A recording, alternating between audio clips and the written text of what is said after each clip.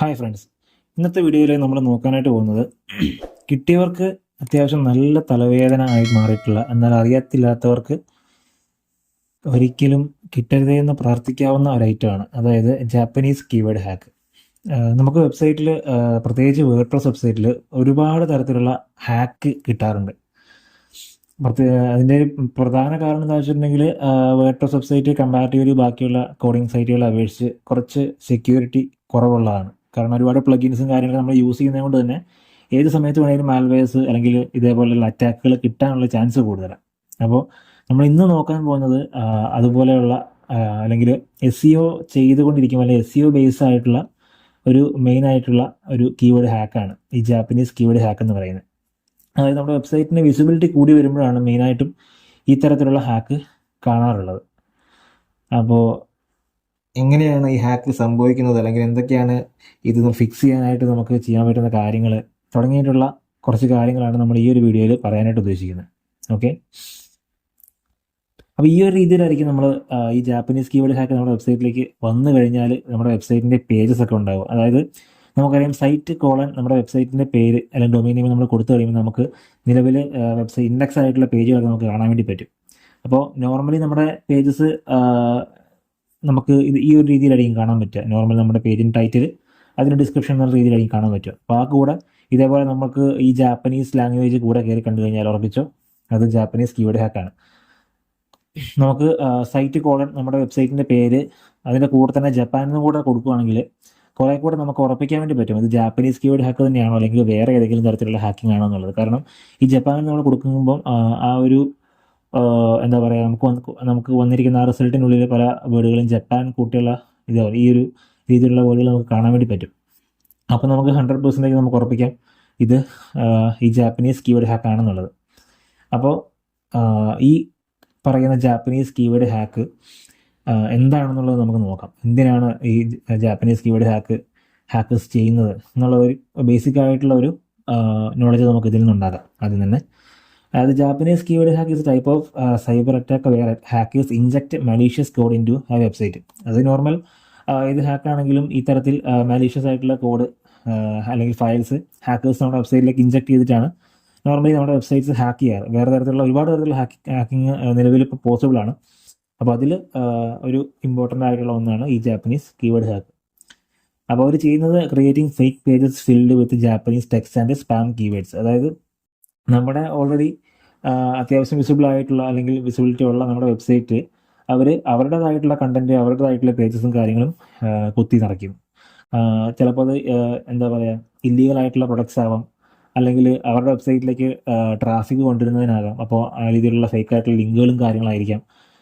അതല്ലെങ്കിൽ ഗൂഗിള് എന്താ പറയുക, ഇല്ലീഗലായിട്ട് ഒഴിവാക്കിയിട്ടുള്ള അല്ലെങ്കിൽ ഗൂഗിളിൽ നമുക്ക് യൂസ് ചെയ്യാൻ പറ്റാത്ത അല്ലെങ്കിൽ റാങ്കിൽ കൊണ്ടുവരാൻ പറ്റാത്ത ചിലപ്പോൾ കീവേഡ്സുകളോ അങ്ങനെയുള്ള കണ്ടൻറ്റോ കാര്യങ്ങളൊക്കെ ആയിരിക്കും. അപ്പോൾ അത് അവർ നമ്മുടെ വെബ്സൈറ്റ് ഒരു മറയാക്കി വെച്ചുകൊണ്ട് നമ്മുടെ വെബ്സൈറ്റിനുള്ളിലേക്ക് ഈ പറയുന്ന കാര്യങ്ങളെല്ലാം ഇൻജക്റ്റ് ചെയ്ത് സെൽ ചെയ്യാനായിട്ടോ അല്ലെങ്കിൽ വെബ്സൈറ്റിലേക്ക് ട്രാഫിക് കൊണ്ടുവരാനായിട്ടൊക്കെ ശ്രമിക്കുന്നതിനാണ് ഇത്തരത്തിലുള്ള ജാപ്പനീസ് കീവേഡ് ഹാക്ക് അവർ യൂസ് ചെയ്യുന്നത്.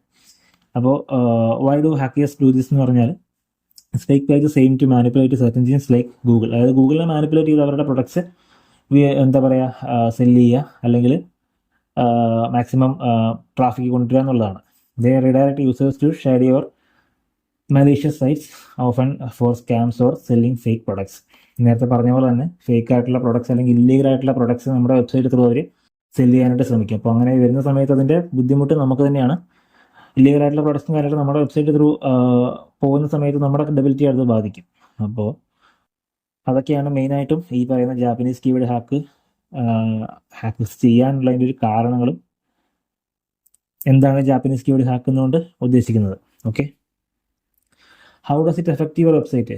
സ്വാഭാവികമായിട്ട് നമ്മുടെ വെബ്സൈറ്റിനെ നല്ല രീതിയിൽ തന്നെ എഫക്റ്റ് ചെയ്യും. ഒന്നാമതായിട്ട് നമ്മുടെ സെർച്ച് എഞ്ചിൻ റാങ്കിങ് നല്ല രീതിയിൽ ഡ്രോപ്പ് ആവും. നമുക്കറിയാം, നമ്മുടെ വെബ്സൈറ്റിൽ ജെന്യുവൻ ആയിട്ടുള്ള കണ്ടന്റും അതേപോലെ ബ്ലോഗും കാര്യങ്ങളൊക്കെ വെച്ചിട്ടായിരിക്കും നമ്മൾ പക്ഷേ റാങ്കിങ്ങിലേക്ക് എത്തിച്ചിട്ടുണ്ടാവും. അപ്പോൾ ഇത്തരത്തിലുള്ള ഫേക്ക് ആയിട്ടുള്ള കണ്ടന്റും അതേപോലെ ഇല്ലീഗൽ ആയിട്ടുള്ള പ്രൊഡക്ട്സിൻ്റെ പ്രൊമോഷനും കാര്യങ്ങളൊക്കെ നമ്മുടെ വെബ്സൈറ്റിലേക്ക് വന്നു കഴിയുമ്പോൾ സ്വാഭാവികമായിട്ടും വെബ്സൈറ്റിൻ്റെ റാങ്കിങ് ഡ്രോപ്പ് ആവും. അതേപോലെ വിസിറ്റേഴ്സ് നമ്മുടെ ആ ഒരു ട്രസ്റ്റ് ഇല്ലാണ്ടാവും.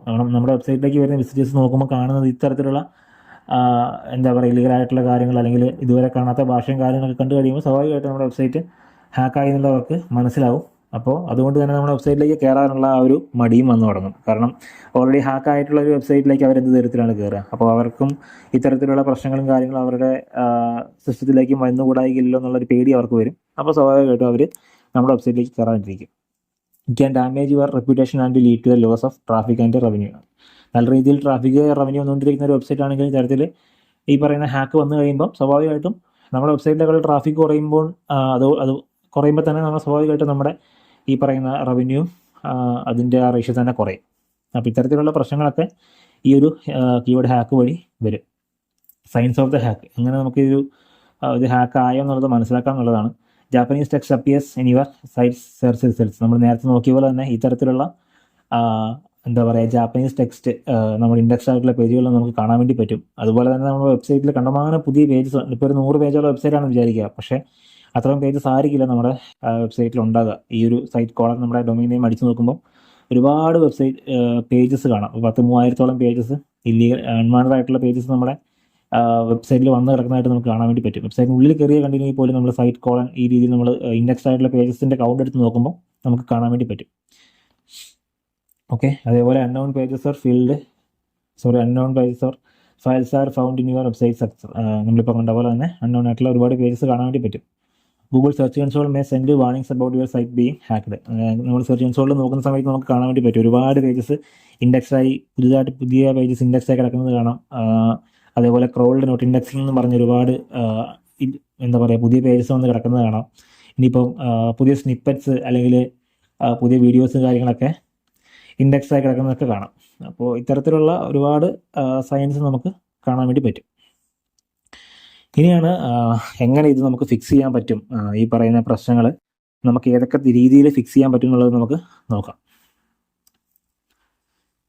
ഒന്ന് മാനുവൽ ക്ലീനപ്പ് ആണ്. അതായത് അത്യാവശ്യം കോഡിങ്ങും കാര്യങ്ങളൊക്കെ അറിയാവുന്ന ആളുകളാണെങ്കിൽ നമുക്ക് അതിൻ്റെ കോഡിൽ കയറിയിട്ട് ഏതാണ് ഈ പറയുന്ന മലീഷ്യസ് ആയിട്ടുള്ള സ്ക്രിപ്റ്റ് അല്ലെങ്കിൽ മലീഷ്യസ് ആയിട്ടുള്ള ഫയൽസ് ഏതൊക്കെയാണെന്നുള്ളത് കണ്ടുപിടിച്ച് അത് ക്ലീനപ്പ് ചെയ്യാൻ പറ്റും. ഒന്നാമത്തെ കേസ് അതാണ്. രണ്ടാമത്തെന്ന് വെച്ചിട്ടുണ്ടെങ്കിൽ ബാക്കപ്പ് ദ ഓൾഡ് ഫയൽസ് ആണ്. അതായത് നമുക്ക് നമ്മുടെ മുൻപത്തെ ഫയൽസ് നമ്മുടെ വെബ്സൈറ്റിൽ ഉണ്ടെങ്കിൽ നമുക്കത് അല്ലെങ്കിൽ മുമ്പത്തെ ഫയൽസ്, അതായത് പ്രശ്നങ്ങളും ഇല്ലാത്ത ഫയൽസ് നമ്മുടെ സെർവറിൽ ഉണ്ടാവുമല്ലോ. ഇപ്പോൾ ഹോസ്റ്റിംഗറൊക്കെ പോലത്തെ പ്ലാറ്റ്ഫോം ആണെങ്കിൽ നമുക്ക് ഫ്രീ ആയിട്ട് നമുക്ക് ഓരോ വീക്കിലെയും ഫയൽസ് അവർ ഫ്രീ ആയിട്ട് നമുക്ക് ബാക്കപ്പ് ചെയ്ത് എടുക്കാൻ വേണ്ടി പറ്റും. ബാക്കിയുള്ള പ്രൊവൈഡേഴ്സ് എങ്ങനെയാണെന്നുള്ളത് എനിക്കറിയില്ല. ഞാൻ നോർമലി യൂസ് ചെയ്യുന്നത് ഹോസ്റ്റിംഗറാണ്. അപ്പോൾ ഹോസ്റ്റിംഗറിൽ നമുക്ക് ഈ രീതിയിൽ നമ്മുടെ ഒരു 1 വീക്ക് മുന്നത്തെ ഫയൽസൊക്കെ നമുക്ക് ബാക്കപ്പ് ചെയ്തിടാൻ വേണ്ടി പറ്റും. അപ്പോൾ അതിൽ ഈ പറയുന്ന പ്രശ്നങ്ങളൊന്നും ഇല്ലെങ്കിൽ നമുക്ക് ജസ്റ്റ് ഒന്ന് ബാക്കപ്പ് ചെയ്തിട്ടിട്ട് നമ്മുടെ പാസ്വേഡൊക്കെ കുറച്ചും കൂടി ഒന്ന് സ്ട്രോങ് ആയിട്ട് സെറ്റ് ചെയ്ത് കഴിഞ്ഞാൽ ഈ ഒരു ഇഷ്യൂ നമുക്ക് ക്ലിയർ ആക്കാൻ വേണ്ടി പറ്റും. പിന്നെ ഒരു പോസിബിലിറ്റി ഉള്ളത് നമ്മുടെ സപ്പോർട്ട് ടീം, അതായത് നമ്മുടെ സെർവർ ടീമുമായിട്ട് കോൺടാക്ട് ചെയ്തിട്ട് ബാക്കപ്പ് നമുക്കിടാൻ അറിയില്ല അല്ലെങ്കിൽ നമ്മുടെ കയ്യിൽ ബാക്കപ്പ് ഇല്ലെന്നാണെങ്കിൽ അവരോട് കോൺടാക്ട് ചെയ്തിട്ട് ചെറിയ എമൗണ്ടും കാര്യങ്ങളൊക്കെ കൊടുത്തു കഴിഞ്ഞാൽ അവർ തന്നെ ഈ പറയുന്ന നമ്മുടെ സെർവറിൻ്റെ ബാക്കപ്പ് ഇട്ട് തരും. അപ്പോൾ അതൊരു പോസിബിലിറ്റിയാണ്. അത് മാത്രമല്ല സെർവർ ടീമുമായിട്ട് കോൺടാക്ട് ചെയ്ത് കഴിഞ്ഞാൽ ചില സമയങ്ങളിലൊക്കെ ഇവർ തന്നെ നമ്മുടെ ഈ പറയുന്ന എന്തെങ്കിലും മാൽവെയർസ് കാര്യങ്ങൾ കയറിയിട്ടുണ്ടെങ്കിൽ നമുക്കത് അവർ റിമൂവ് ചെയ്ത് തരാറുണ്ട് ചില കേസുകളിൽ. ഒത്തിരി കോംപ്ലിക്കേറ്റഡ് ആണെങ്കിൽ അവർ പേയ്മെൻറ്റ് ചോദിക്കും. എങ്കിലും എളുപ്പമാണെങ്കിൽ അവർ തന്നെ ചെയ്തു തരാറുണ്ട്. എമൗണ്ട് ഒന്നും വാങ്ങാതെ തന്നെ ചെയ്തു തരാറുണ്ട്. ഇനിയിപ്പോൾ അതവർക്ക് പറ്റില്ലെങ്കിൽ ബാക്കപ്പ് ഇട്ട് തരാനായിട്ട് നമുക്ക് അവരോട് പറയാൻ പറ്റും. അവരുടെ എന്തായാലും ബാക്കപ്പ് ഉണ്ടാവും. ചില കേസുകളിൽ ഫ്രീ ആയിട്ട് ഇട്ട് തരും, ചില സമയങ്ങളിൽ അവർ പേയ്മെൻറ്റ് ചോദിക്കും. പിന്നെയുള്ള നമുക്ക് ചെയ്യാൻ പറ്റുന്ന ഒരു കാര്യമാണ് ഈ പറയുന്ന മാൽവെയർസ് റിമൂവ് ചെയ്യുന്ന പ്ലഗിൻസ് യൂസ് ചെയ്തിട്ട് നമുക്ക് ഒരു ക്ലീനപ്പ് പ്രോസസ്സ് ചെയ്യാനായിട്ട് പറ്റും. അപ്പോൾ മെയിനായിട്ടും വേർഡ്പ്രസ്സിൽ ഇപ്പോൾ നിലവിൽ യൂസ് ചെയ്യുന്ന അല്ലെങ്കിൽ യൂസ് ചെയ്യാൻ പറ്റുന്ന ബെസ്റ്റ് ആയിട്ടുള്ള 2 പ്ലഗിൻസ്, ഒന്ന് മാൽകെയറും അതേപോലെ തന്നെ ഒന്ന് വേർഡ്ഫെൻസും. ഇത് നമ്മൾ നോക്കിയാൽ കാണാം. അതാണ് മാൽകെയർ, അതേപോലെ തന്നെ ഇതാണ് വേർഡ്ഫെൻസ്. അപ്പോൾ ഈ 2 പ്ലഗിൻസ് യൂസ് ചെയ്തിട്ട് നമുക്ക് ഒരു പരിധിവരെ ഇതുപോലുള്ള മാൽവെയർ അറ്റാക്കീസ് നമുക്ക് എന്താ പറയുക രക്ഷപ്പെടാൻ പറ്റും.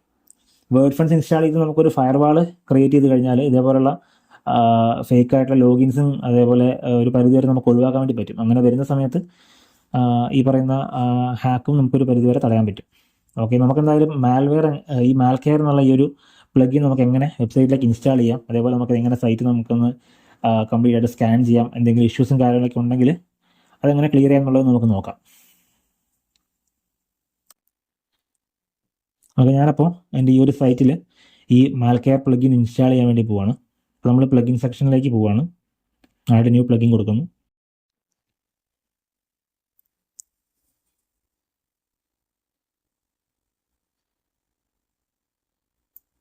നമ്മളിവിടെ മാൽകെയർ എന്ന് സെർച്ച് ചെയ്യുവാണ്.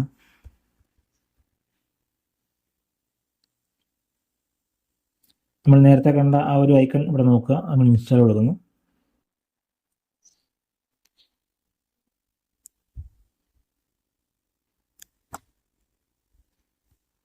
ആക്ടിവേറ്റ്.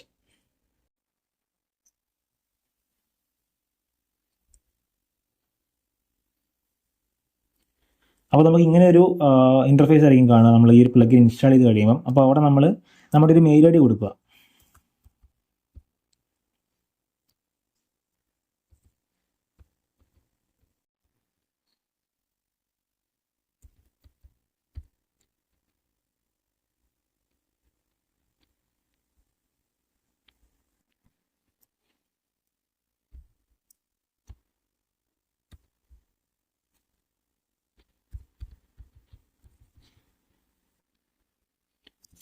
തൊട്ട് താഴെയുള്ള എഗ്രി ബട്ടണും കൂടെ ഒന്ന് പ്രസ് ചെയ്ത് കഴിഞ്ഞാൽ ഐ എഗ്രി ചെയ്ത ടേംസ് ആൻഡ് സർവീസ് ഒന്ന് എഗ്രി ചെയ്യുക. നമ്മൾ സബ്മിറ്റ് ബട്ടൺ കൊടുക്കുക.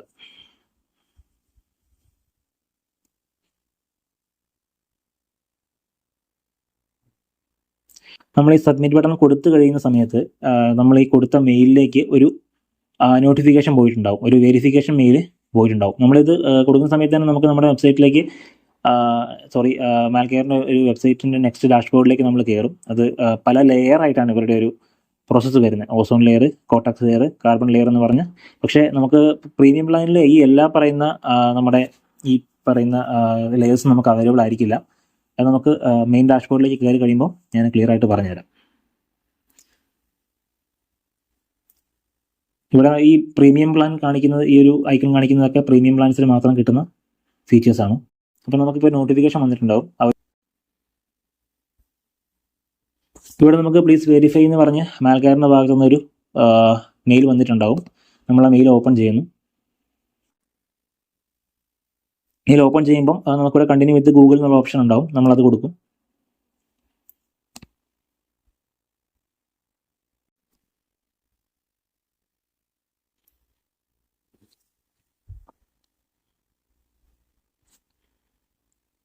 അപ്പോൾ നമ്മൾ നമ്മുടെ ഡാഷ്ബോർഡിലേക്ക് എത്തും. അതായത് നമ്മൾ മുൻപ് പ്ലഗിൻ ഇൻസ്റ്റാൾ ചെയ്തതുകൊണ്ട് നമ്മൾക്കിപ്പോൾ ഓൾറെഡി കണക്റ്റഡ് ആയിരിക്കും. നമ്മൾ ആ ഒരു വെരിഫിക്കേഷൻ മെയിൽ വന്ന് നമ്മളത് ഓക്കെ കൊടുത്തു കഴിയുമ്പോൾ നമ്മൾ കണക്റ്റഡ് ആയിരിക്കും. അപ്പോൾ നമ്മൾ ഡാഷ്ബോർഡിൽ വന്നു കഴിയുമ്പോൾ നമുക്കിവിടെ കാണാൻ വേണ്ടി പറ്റും വെബ്സൈറ്റ് സ്കാനിങ്ങിലാണ്. ഇവിടെ ഒരു കൗണ്ട് ഡൗൺ ഇങ്ങനെ പോകുന്നത് കാണാം. അപ്പോൾ അത് 0 ആകുന്ന വരെ നമ്മളൊന്ന് വെയിറ്റ് ചെയ്യുക. ഇവിടെ സ്കാനിങ് എന്നുള്ള ഒരു ഇൻഡിക്കേഷൻ നമുക്ക് കാണാം.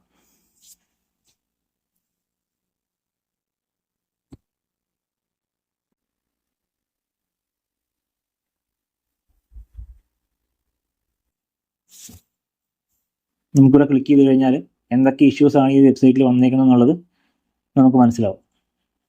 മാലീഷ്യസ് ഫയൽസ് ഫൗണ്ടാണ്, 2 മാലീഷ്യസ് ഫയൽസ് ഇവിടെ ഫൗണ്ടാണ്. അതേപോലെ 2 വൾണറബിലിറ്റീസും ഇവിടെ ഫൗണ്ട് ആയിട്ടുണ്ടെന്നുള്ളതാണ് പറഞ്ഞിരിക്കുന്നത്. താഴേക്ക് പോകുന്നതോറും ഓരോരോ കാര്യങ്ങൾ നമുക്കിവിടെ കാണാൻ വേണ്ടി പറ്റും. ഫയർവാൾ നമുക്ക് ഈ ഒരു പ്രീമിയം പ്ലാൻ അല്ല, ഇത് ബേസിക് പ്ലാനാണ്. ഈ ഒരു ബേസിക് പ്ലാൻ നമുക്ക് ഫയർവാൾ നമുക്ക് ആക്ടിവേറ്റ് ആയിട്ടുണ്ട്. അതുപോലെ മാൽവെയർ സ്കാനർ ഉണ്ട്. ബാക്കപ്സ് കിട്ടത്തില്ല. അതേപോലെ ബോട്ട് പ്രൊട്ടക്ഷൻ കിട്ടത്തില്ല. വൾണറബിലിറ്റി സ്കാനർ ഉണ്ട്. പക്ഷേ WP ആക്ടിവിറ്റി ലോഗ് കാര്യങ്ങളൊന്നും നമുക്ക് കിട്ടുന്നില്ല. അപ്പോൾ ഈ ഒരു ഗ്രീൻ ടിക്ക് കിട്ടുന്നതൊക്കെ നമുക്ക് പറയുന്ന എന്താ പറയുക, നമുക്കിതിൽ അവൈലബിൾ ആയിട്ടുള്ള ഫീച്ചേഴ്സാണ്. അല്ലാത്തതൊക്കെ നമുക്ക് കിട്ടാത്തതാണ്. ഓക്കെ, നമുക്ക് താഴേക്ക് നോക്കുന്തോറും ഓരോ കാര്യങ്ങൾ ഇവിടെ കാണാൻ വേണ്ടി പറ്റും. അപ്പോൾ ഈ ഒരു ഹാക്കായിട്ടുള്ള അല്ലെങ്കിൽ ഹാക്ക് ആവാൻ കാരണമായിട്ടുള്ള മലീഷ്യസ് സ്ക്രിപ്റ്റ് അല്ലെങ്കിൽ മലീഷ്യസ് ഫയൽസും കാര്യങ്ങളൊക്കെ നമുക്ക് എങ്ങനെ ക്ലിയർ ചെയ്യാൻ പറ്റുമെന്ന് വെച്ചാൽ ഇവിടെ ഈ ക്ലീൻ ഓൾ മാൾവെയർ കൊടുക്കുക. പക്ഷേ ഇവിടെ ഈ എന്താ പറയുക, അപ്ഗ്രേഡ് ആൻഡ് ക്ലീൻ എന്നുള്ളത് നമുക്ക് കൊടുക്കണമെങ്കിൽ നമുക്കിവിടെ ഒരു ചെറിയൊരു എമൗണ്ട് വരുന്നുണ്ട്. ഇവിടെയാണ് ഒരു സന്തോഷക്കുറവ് നമുക്ക് വരിക. അപ്പോൾ ഇവിടെ നമുക്ക് ഈ പറയുന്ന ഡോളേഴ്സ് പെർ ഇയറിലേക്ക് $149 പറയുന്നത്. അതിവിടെ നമുക്ക് കൊടുത്തിട്ട് നമുക്കിത് ക്ലീൻ ചെയ്യാൻ വേണ്ടി പറ്റും. ഓക്കെ, ഇതാണ് നമുക്ക് ഒന്നാമത്തെ ഒരു എന്താ പറയുക ബെസ്റ്റ് ആയിട്ടുള്ള ഒരു സ്റ്റെപ്പ് എന്ന് പറയുക, അല്ലെങ്കിൽ ബെസ്റ്റ് ആയിട്ടുള്ള ഒരു വഴി. നമുക്ക് ഈ പറയുന്ന മാൽവെയർസ് നമ്മുടെ വെബ്സൈറ്റിൽ നിന്ന് ക്ലീൻ ചെയ്യാൻ വേണ്ടിയിട്ട് പറ്റുന്ന ഒരു വഴി എന്ന് പറയുന്നത്. ഓക്കെ, ഇനി മറ്റൊരു വഴി എന്താണെന്ന് നോക്കാം. നമ്മൾ നേരത്തെ പറഞ്ഞ പോലെ തന്നെ വേർഡ് ഫെൻസ് എന്ന് പറഞ്ഞിട്ടുള്ള ഈ ഒരു പ്ലഗിൻ ഇൻസ്റ്റാൾ ചെയ്തിട്ട് നമുക്ക് ഇതേ രീതി തന്നെ കാര്യങ്ങൾ ചെയ്യാൻ വേണ്ടി പറ്റും. ഇതൊന്നും ഞാൻ ഈ ഒരു വീഡിയോ ചെയ്യാൻ പോയിട്ടുണ്ടെങ്കിൽ അത്യാവശ്യം നല്ല ടൈം എടുക്കുന്ന പ്രോസസ് ആയിരിക്കും. അപ്പോൾ നിങ്ങൾ എങ്ങനെ വേർഡ് ഫണ്ട്സ് ഇൻസ്റ്റാൾ ചെയ്യണം, അല്ലെങ്കിൽ വേർഡ് ഫണ്ട്സ് ഇൻസ്റ്റാൾ ചെയ്തിട്ട് നമുക്ക് എങ്ങനെ ഈ ഒരു ഫയൽസ് നമുക്ക് ക്ലിയർ ചെയ്യാൻ പറ്റും എന്നുള്ളത് നിങ്ങൾക്ക് വീഡിയോ ചെയ്യണമെങ്കിൽ പറഞ്ഞാൽ മതി, ഞാനത് ഈ ഒരു വീഡിയോ സെപ്പറേറ്റ് ആയിട്ട് തന്നെ ചെയ്യാം. പക്ഷേ ഒരു ഇഷ്യൂ എന്ന് വെച്ചിട്ടുണ്ടെങ്കിൽ നമ്മളിത് ചെയ്യുന്ന സമയത്ത് നമുക്ക് ആ ഒരു പേയ്മെൻറ്റ് കൊടുക്കേണ്ടതായിട്ട് വരും എങ്ങനെയാണെങ്കിലും. അപ്പോൾ അതുകൂടി ഒന്ന് പ്രതീക്ഷിച്ചുകൊള്ളുക. പക്ഷേ ഇതിൻ്റെ ഒരു ഗുണം എന്ന് വെച്ചിട്ടുണ്ടെങ്കിൽ നമ്മൾ ഈ 2 പ്ലഗിൻസ് ആദ്യമേ തന്നെ നമ്മൾ യൂസ് ചെയ്യുവാണെങ്കിൽ നമുക്ക് ഫയർവാൾസ് ഇവർ പ്രൊവൈഡ് ചെയ്യുന്നുണ്ട്. ഫ്രീ സർവീസ് തന്നെ ഫയർവാൾസ് നമുക്ക് പ്രൊവൈഡ് ചെയ്യുന്നുണ്ട്. അപ്പോൾ ആ ഒരു ഫയർവാൾസ് വരുന്നതുകൊണ്ട് ഇല്ലീഗലായിട്ടുള്ള എന്താ പറയുക ലോഗിൻസും കാര്യങ്ങളൊക്കെ നമുക്കൊരു പരിധി വരെ തടയാനായിട്ട് പറ്റും.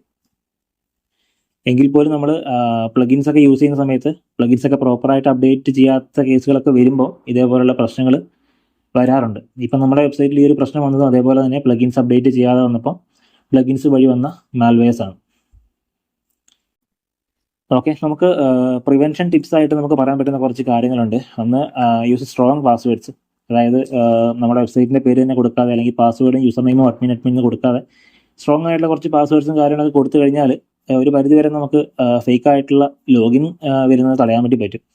പിന്നെ റെഗുലർലി അപ്ഡേറ്റ് ചെയ്യുക. ഇപ്പം നമ്മൾ പറഞ്ഞ പോലെ പ്ലഗിൻസും തീംസ് ഒക്കെ റെഗുലർലി അപ്ഡേറ്റ് ചെയ്യുക. പിന്നെ security plugins install security plugins like word fence. ഇപ്പം നമ്മൾ പറഞ്ഞ വേർഡ് ഫെൻസ് അല്ലെങ്കിൽ മാൽക്കെയർ ഒക്കെ പോലത്തെ പ്ലഗിൻസ് നമുക്ക് ഇൻസ്റ്റാൾ ചെയ്തിട്ട് ഒരു ഫയർ വാൾ വെച്ച് ഒരു പരിധി വരെ നമുക്ക് ഈ പറയുന്ന ഇഷ്യൂസ് തടയാൻ വേണ്ടി പറ്റും. പിന്നെ keep regular backups of your site. നമുക്ക് വലിയൊരു ചിലവില്ലാണ്ട് നമുക്ക് ചെയ്യാൻ പറ്റുന്ന ഒരു കാര്യമാണിത്. അതായത് നമ്മുടെ വെബ്സൈറ്റിൻ്റെ ബാക്കപ്സ് നമ്മൾ എടുത്തു വെക്കുക റെഗുലറായിട്ട്. ഒരു ഓരോ വീക്കോ അല്ലെങ്കിൽ വെബ്സൈറ്റിൽ മെയിൻ ആയിട്ടുള്ള ചേഞ്ചസും കാര്യങ്ങളൊക്കെ വരുന്ന സമയത്ത് നമ്മൾ ആ ഒരു ബാക്കപ്സ് എടുത്ത് വെക്കുക. ബാക്കപ്പ് എടുത്തു കഴിഞ്ഞാൽ നമുക്ക് എന്തെങ്കിലും ഒരു ഇഷ്യൂ വന്നു കഴിഞ്ഞാൽ നമുക്ക് ബാക്കപ്പ് എടുത്തിടാൻ വേണ്ടി പറ്റും. അതായത് വലിയ ഇഷ്യൂസ് ഇല്ലാത്ത ഫയൽസ് ഉണ്ടാവില്ല, ആ ഫയൽസ് നമുക്ക് എടുത്തിട്ട് നമുക്ക് വെബ്സൈറ്റ് നോർമൽ രീതിയിലേക്ക് കൊണ്ടുവരാനായിട്ട് പറ്റും. ഞാനൊരു ഉദാഹരണമായിട്ട് നമുക്ക് ഹോസ്റ്റിംഗർ വെബ്സൈറ്റിൽ നമുക്ക് ഫ്രീ ആയിട്ട് ബാക്കപ്സ് അവർ പ്രൊവൈഡ് ചെയ്യുന്നുണ്ട്. അത് നമുക്ക് എങ്ങനെ ബാക്കപ്പ് ചെയ്യാമെന്നുള്ളത് ഞാനൊന്ന് ജസ്റ്റ് കാണിച്ചു തരാം. ഇപ്പോൾ ഈ നമ്മൾ ഈ പറഞ്ഞിരിക്കുന്ന വെബ്സൈറ്റിൽ നിന്ന് തന്നെ ഞാനൊന്ന് കാണിച്ചു തരാം. നമ്മൾ ഹോസ്റ്റിംഗർ സൈറ്റിലേക്ക് പോകുന്നു.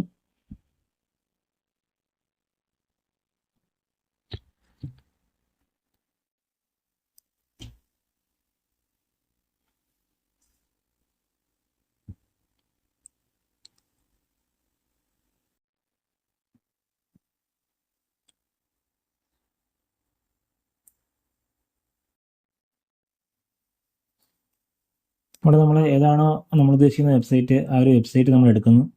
വെബ്സൈറ്റ് എടുത്തു കഴിയുമ്പോൾ നമുക്ക് ഈ ഒരു ലെഫ്റ്റ് സൈഡിൽ പോയി കഴിഞ്ഞാൽ